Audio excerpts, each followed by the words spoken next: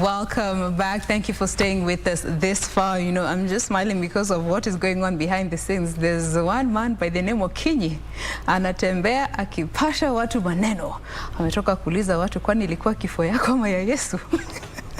But nonetheless, we still love you, Kinyi. Thank you for being the best version of yourself. But in case you are just joining us, karibu tena sana. This is Good Morning Kenya. My name is Jane Wumboy. We want to now move on to the next segment, as we always do every Wednesday. And this is all about women. This is Women at the Forefront. All about breaking that glass ceiling and just championing for all things women. And with us in studio today, we have Maria Opondo, who is the administrator working with Manna Ministries International. Good morning, Maria. Good morning. Thank you so much for making time to be with us today. Thank you for the invite. Are you on the social media platforms? Sure, I am. How can our viewers be able to interact with you? On my Facebook page, I'm Maria Acheno Opondo.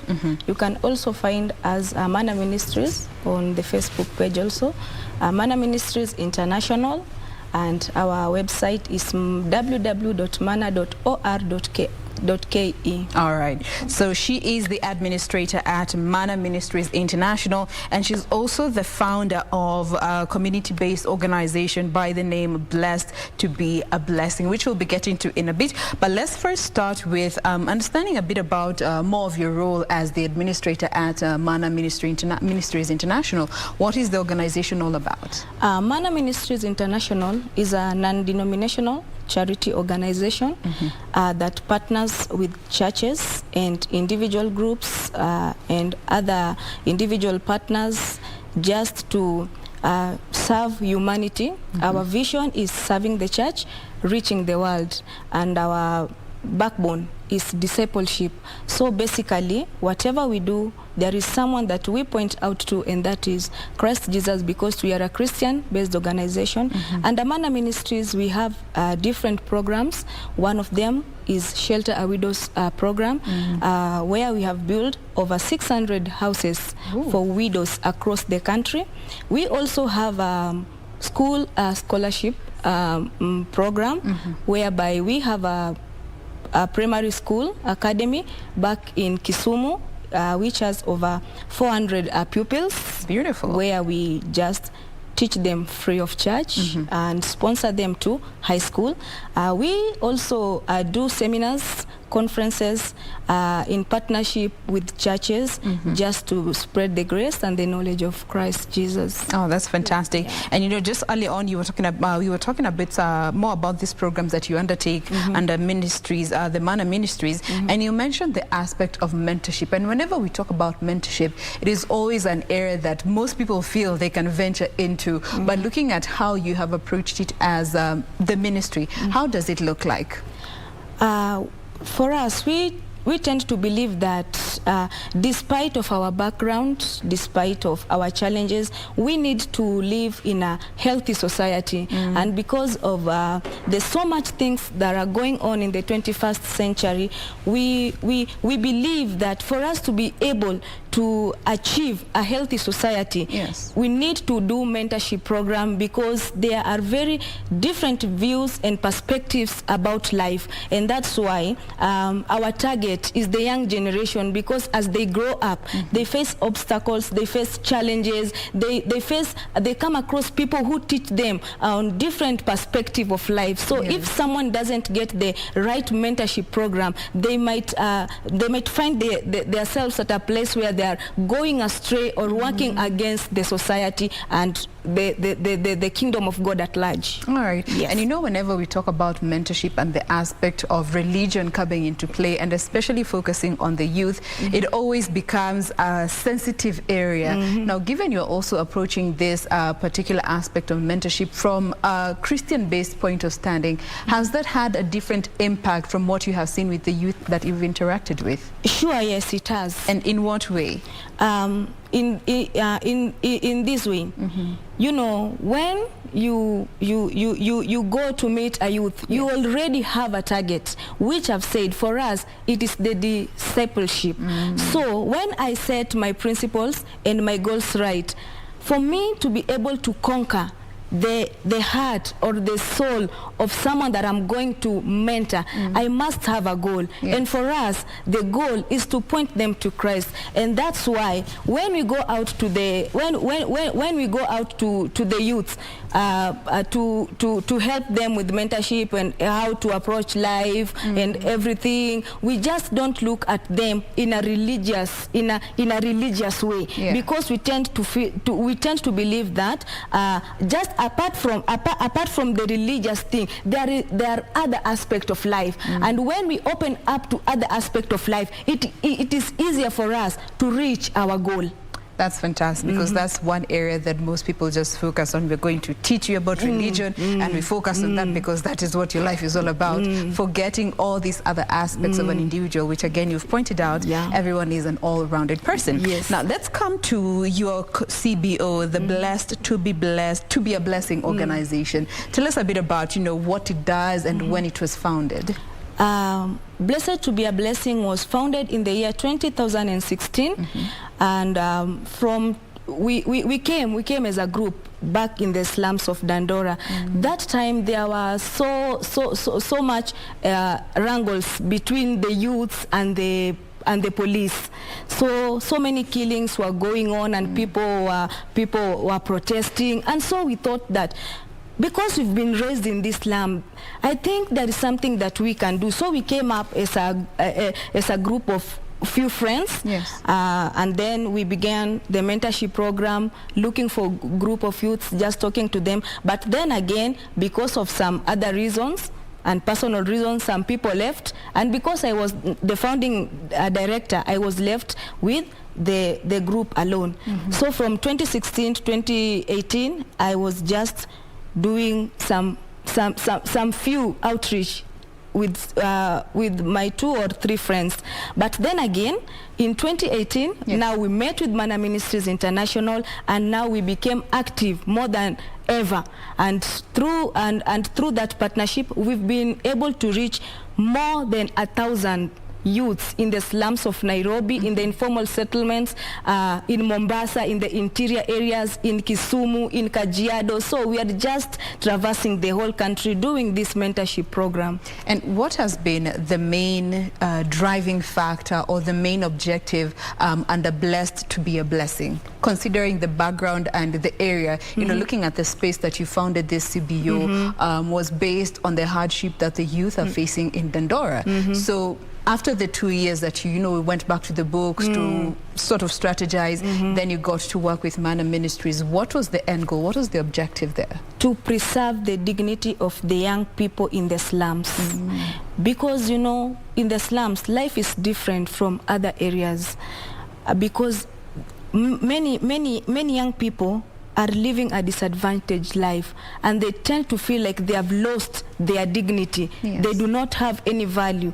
We are living just on a daily survival. So for us as Blessed to be a Blessing, our main goal is to preserve the dignity of the young people in the slums and beyond.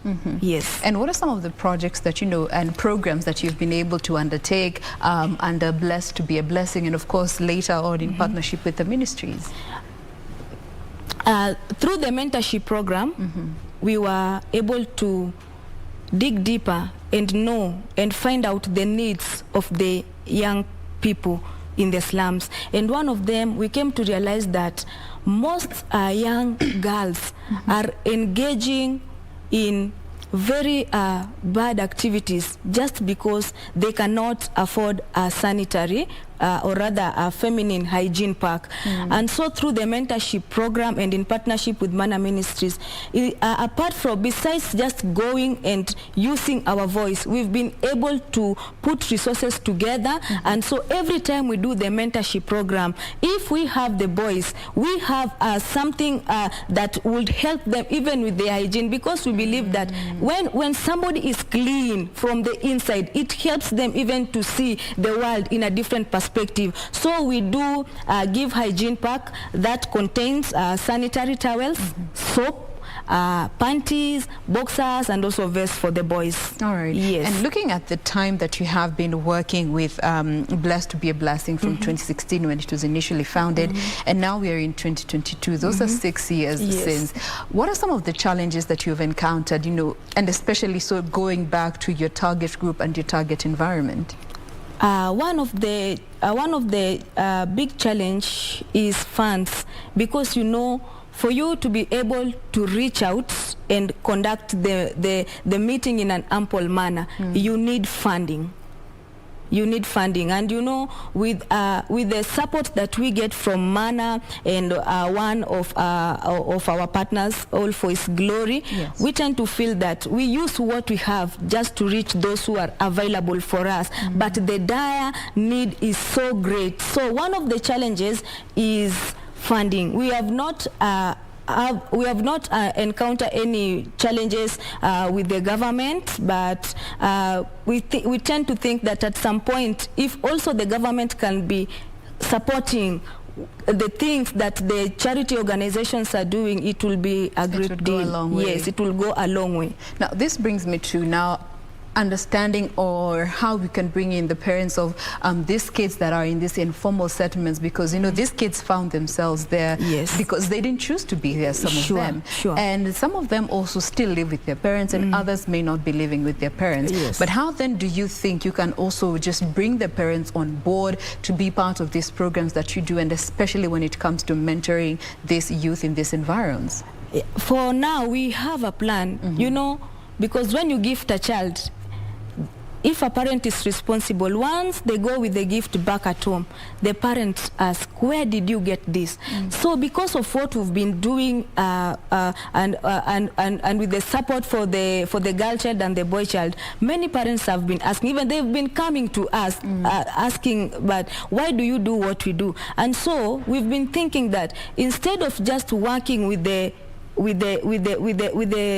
children alone, if we can incorporate the parents through seminars and conferences, it will be a great deal now. But I'm coming back to what the challenge is. When you don't have the resources, you just do what you can at the moment. But in the future, we plan to be bringing this teenage youth together with their parents. Even if it is for a seminar, the parents can speak out their heart, and the children also can speak out their heart, so that we may be able to bring them in one connection. Because you know, sometimes the children that we serve, most of them, especially those that are in the slums, do not have a good relationship with their parents, because you know as a parent, you are struggling to feed your children all the stresses of life. So if you're not careful, you end up hurting your children without knowing. So they will come and share with us and say, hey, I'm not in good terms with my mother. He keeps on bashing me every time and then. But because now you understand it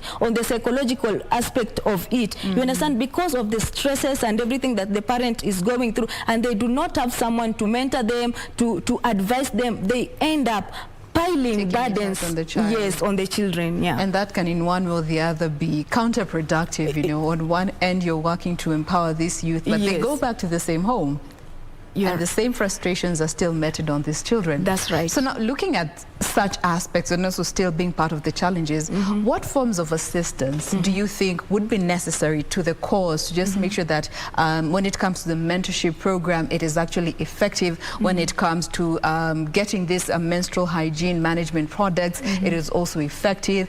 Getting the decency packages for the boys is also effective, and also the personnel that could be involved in just making sure that you are sending out and sharing the proper forms of assistance. So I think because we have contacts, the biggest thing that anyone or any person watching us today can do is to just support us with the resources that we need. We need fundings. We need these hygiene products. Even if you cannot afford to give us the money, you can supply us with sanitary packs, because the need is so great. But as much as we do not have enough for everyone, we will just work with those that we can serve. So the thing is just getting the material individual things that we need, and also putting up the logistic aspect of everything to ensure the mentorship program is running, and also getting good mentors, good teachers. You know, sometimes, you know, if you keep on, you are the one who keeps on doing the same things at the same time, you might end up teaching these children the same things. So we need more facilitators who have different mind, who have different experiences, to come together to help with the mentorship program. All right. Yes. And have you have instances where, you know, the youth that you have mentored have, you know, undergone these transformative phases in their lives and just turned their whole lives around and came back to just assist in Blessed to Be, a Blessing, or the Ministries? Yes. We for now we have just one lady, and this lady is in the university. One day she came to our mentorship program, and she was going through a period of let me say depression. Yes. And when we spoke to her about self-esteem, she had everything, and after a few months, he called me and said that because of the mentorship program, now I've been able to come out of this cocoon that has been making me feel like I am not living in a free world. And because of that, I will be sharing the smallest thing that I can get. So because of the mentorship program, we have a girl, just a university girl, that every month supports us with one box of sanitary towels, and that's give us the encouragement to keep on doing what we are doing. All right. Yes. Now, we are ripe in the political season, yes. and we always know whenever politics come around, the youth tend to be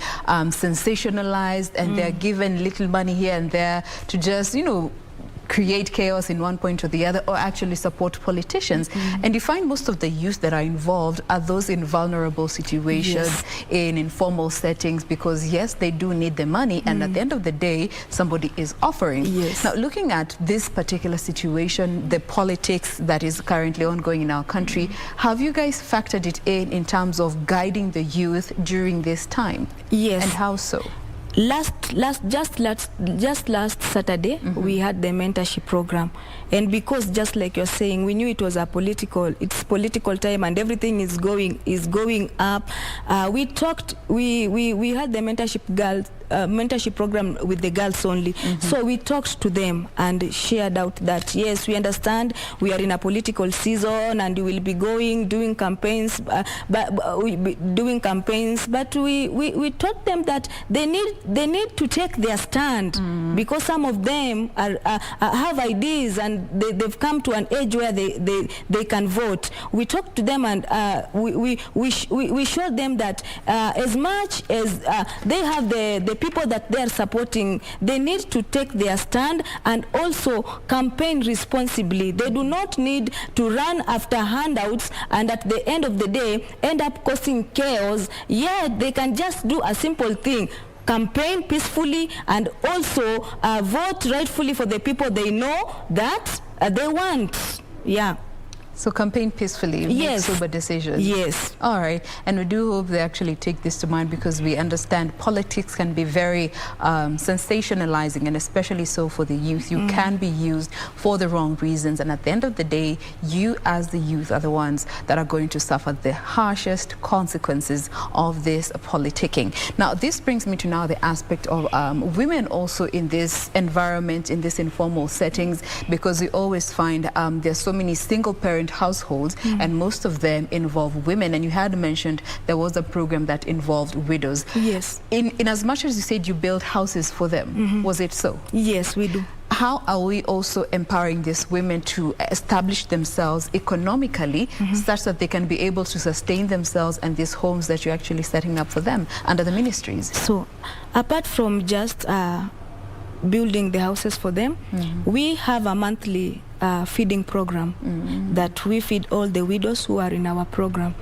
And for that reason, in this program, we have widows who have come together, and we've helped them to register different groups, and we are trying to help them know that as widows, they have their rights. There is a certain way there is a certain level that the government can help them, even to purchase grants and loans. Yes. And with that, they've been able to start up small businesses, and most of them are catering for their families through the small businesses that they've been able to put up. They've become self-sufficient. Yes. That's beautiful. And you also brought up the aspect of schools that you have built, and especially the one school that you have set up in Kisumu. Yes. Education is also another area that so many of the young people get to suffer due to the state that is, and especially so in the country. And when it comes to this aspect of setting up schools, and this is a project that is under the Manna Ministries International, how can also the ministry and the county governments be brought on board to factor in this aspect of setting up more schools for the less disadvantaged children in informal settings? When our founding director was putting up the school, our founding director is called Maurice Odhiambo, together with his wife Benta Odhiambo. When they came together to put up the school, their main objective was to be able to help the children who are around Seme area to get education. Yes. And because of that, over 400 children now are getting education through free sponsorship. So I tend to think that if we can get more people, just like the way our founding director thought of bringing up a vision of putting up a school, he overlooked the space that he had. He could have chosen to put something else. So if we can get more people who can come on board, who have spaces that schools can be put up, it will be a good thing. If we have a person in Seme, we have another one maybe in Kombewa, we have another one in Olo. If we have a person in Madare, in Kebera, who has a space where somebody can put up a school, because I tend to believe that if we do not have a space for putting up the facility, it will be hard for you to start a school. Yes. So if we can get more people to volunteer to build up facilities, through now in partnership, if I have a space and I talk to the county government and they agree to help me with building up a school, I think it will be a great idea. All right. Yes. Now, as we draw this conversation to a close, it now brings in the aspect of those children and the youth that do not have a safe space to go to. You know, they could be homeless, or they could be in abusive household setups, but they also want to be part of this mentorship. And, you know, they come there, get the knowledge that they can, but they also have to go back to this maybe toxic environment or no home at all. How can they also be assisted, this particular group that don't have a safe haven to fall back to?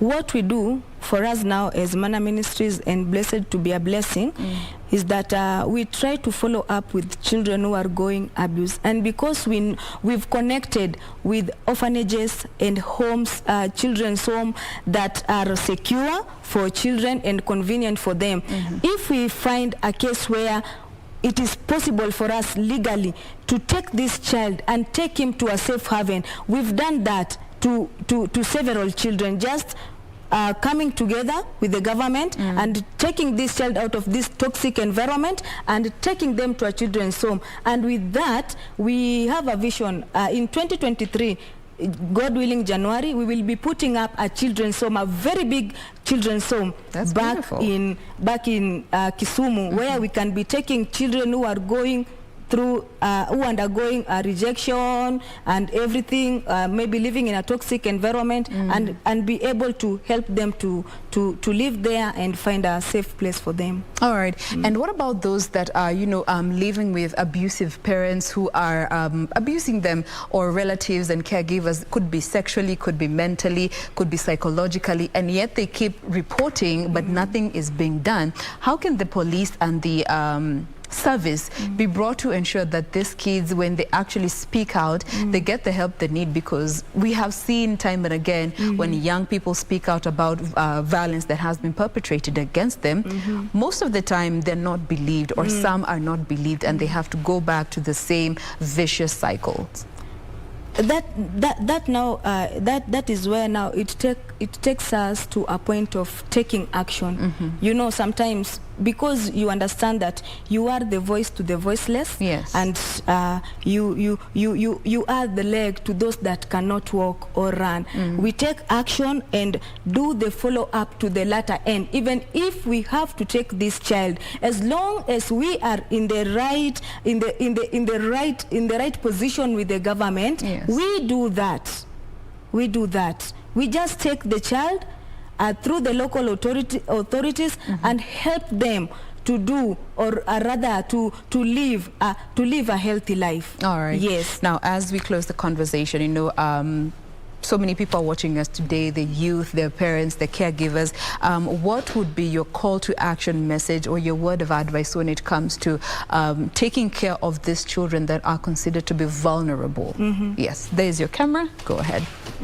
Thank you so much. The advice that I will give to the youth first, yes, is that you need to be your brother's keeper. You know, so many people are dying because they do not have someone who can speak to them. If you have a voice and you have a sense that one of your fellow youth is undergoing through a very difficult challenge, speak up and be their voice. Even if you have to speak up to the local authorities, even if you have to go to the churches to get the help that they need, be their voice. And to the parents, it doesn't matter what challenge you may be going through, because your children are the future, are the future of this country and the society.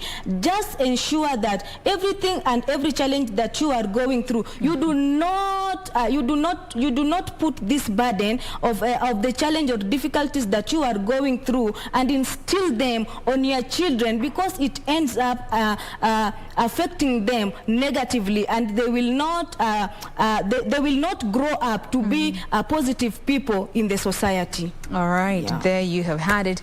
We have been speaking with Maria Opondo, who is the administrator working with Manna Ministries International, and she's also the founder of Blessed to Be a Blessing, which is a community-based organization that was established back in 2016. Thank you so much for making time to be with us today. Thank you. Remind us of your social media handles once more. My Facebook account is Maria Atieno Opondo. For the organization, Facebook page is Manna Ministries International, and Blessed to Be a Blessing is our Facebook page for the other organization.